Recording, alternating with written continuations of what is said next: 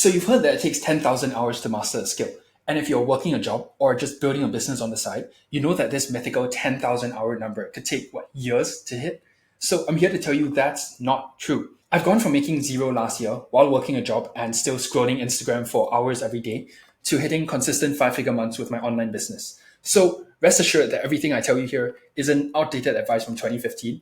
It's advice you can actually take and start implementing today in order to start making more money online.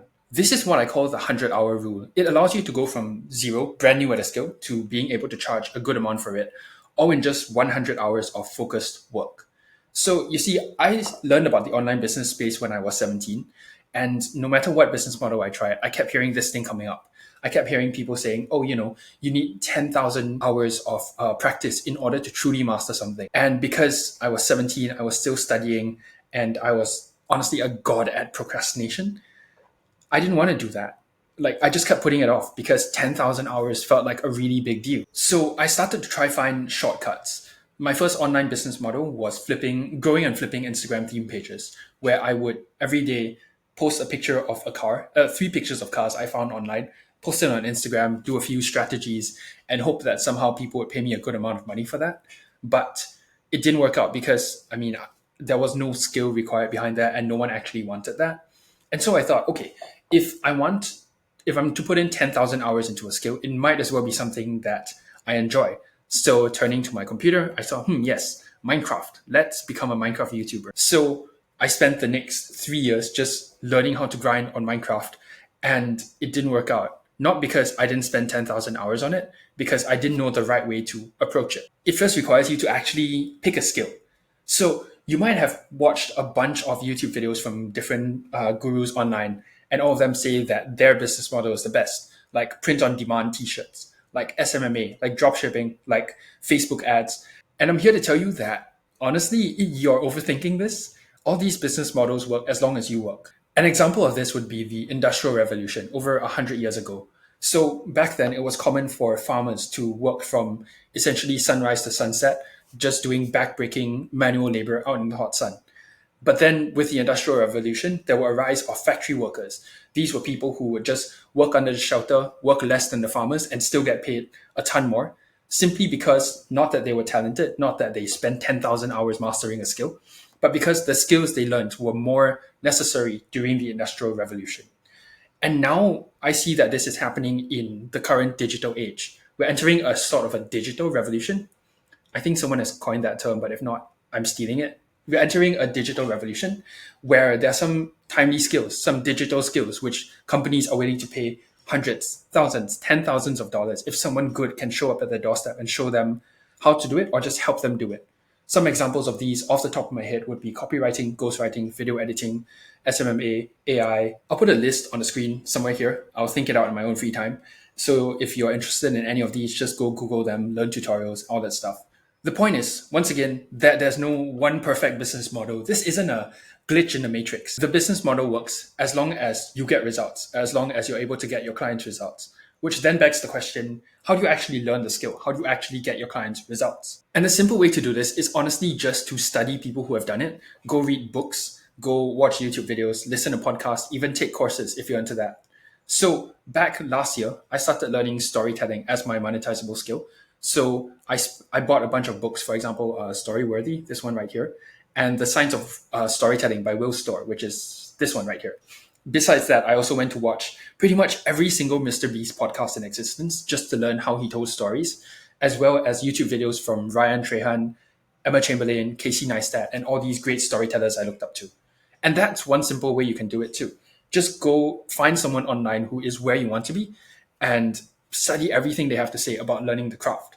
If you're a copywriter, go read Cash Advertising, go read Adweek Copywriting, this one, go read Boron Letters, this one, and go watch YouTube videos by great copywriters, listen to sermons, listen to podcasts, listen to anything that great copywriters have put out, anything that they have to say.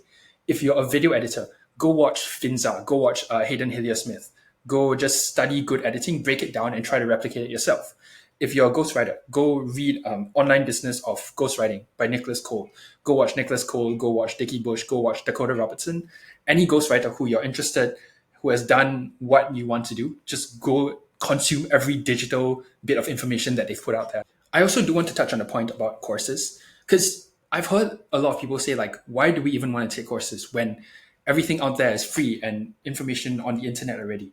And to that, my answer is, why do we take cars? Walking is free. Simply put, courses get us to the destination faster. Once again, don't overcomplicate this. It often only takes 10 to 20 hours to get the basics down for whatever skill you're learning. In that case, it's time to put it into practice. This is where I recommend just becoming your own case study, where you document your journey online through content, whether it's TikTok, YouTube, Instagram, X, or Snapchat. Is that even a thing now? And you just show people what you're good at. You show people your journey. You show people examples. If you're a copywriter, you just write copy and post it online. If you're a video editor, go edit videos, edit short clips, post it online. If you're a web designer, do the same. Mock up some nice buttons and websites and just put it online also. I've spoken pretty in-depth about this in my other videos, so I won't get into it here. But after a while, your content becomes your online portfolio, your online resume. So this is what I did last year. I started learning storytelling. I started posting about, hey, just watched another Mr. Beast video about storytelling. Here are 3 tips I learned. Or here's how I've improved my storytelling. Or I actually posted stories to get feedback, which people enjoyed reading. And after a while, people started realizing, like, hey, this guy is actually kind of good at what he does. And once you hit that point, which is actually going to come faster than you think, the next stage would be getting clients for the skill, or actually practicing that skill on other people. At this point, you might think, yeah, I don't think I'm good enough to charge like thousands of dollars. And honestly, you're probably right. And that's perfectly fine. This is how you jump from making zero to making thousands. This is the middle step where you work for cheap, honestly, where you just lower your prices to a point where the client says, I have to hire this guy. So this is done by simply DMing people on whatever social media platform, or just doing any form of cold outreach or warm outreach. There are guides to outreach out there. Other YouTube videos would show you how to cold email, show you how to DM, show you how to do all that stuff. So I'm not going to get into it here. But if you want, you can actually also just work for free for family members, for friends, for people in your vicinity. I can't remember who it was. I think it's Jordan Belfort, the Wolf of Wall Street, who says that your first 5 customers always come from in your inner circle. So you could always DM friends, DM family who need whatever service you offer and say, like, hey, can I help you out with copywriting, video editing, ghostwriting? Can I design a free website for you? And that's another thing. Don't be afraid to do free work, because at the start, you really don't have any experience. The client doesn't have any reason to trust you. And building up these free work testimonials and case studies really helps you in the long run. I remember during my first sales call, it was with this really nice English guy. He wanted to grow his business with storytelling. So I hopped on call, laid out everything, and honestly, he was really down for it. And he looked at me and said, like, okay, this sounds great. What's the price? And then I was there thinking, I'm pretty confident in my skills, but for some reason, I just completely chickened out. And I said, since you're my first customer, I'll do it for free. And he agreed. And he actually gave me a testimonial afterwards, because I was pretty good at the skill then. And that testimonial actually helped me land a bunch of actual paying clients. So yeah, don't be afraid to work for free if you don't want to work for super cheap at first. And then over time, just raise your prices. I'd like to start low, like I mentioned, work for free, work for cheap.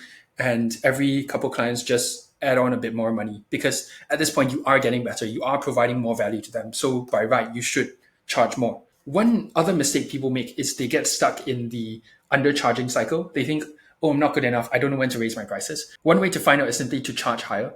If leads say no, like a bunch of them, don't just like get one no and then like back off. If leads say no, then just drop your prices a bit again, and then work a bit more until you get good enough, and then try to charge higher again. And eventually, this is how you can raise your prices over time. Go from charging hundreds to charging thousands, to maybe, depending on the skill, charging tens of thousands. So this is how I scaled my online business from 0 to 5-figure months consistently. I hope that this roadmap has been logical, laid out for you in a way that you can follow. And one thing to note is that online business isn't meant to be some cheat code. It's not a glitch in the matrix. It's not some sort of like bug that the Earth developers will eventually patch. But if you stick it out, if you work through this, if you're serious about it and you try your best, I can't see how you fail. Once you start making some good money online, it's honestly liberating. Being able to wake up every day and working on a business that you built, something that's completely formed from your hands or your brain, instead of something which some boss gave you, it feels special. You feel so much more fulfilled. And of course, yeah, the money is nice too. I'm not denying that. Yeah, so yeah, thank you so much for watching. I'll be sharing more about how I've built my online business in the last year. So if that seems like something you're interested in, hit subscribe. And yeah, thank you so much for watching. Bye.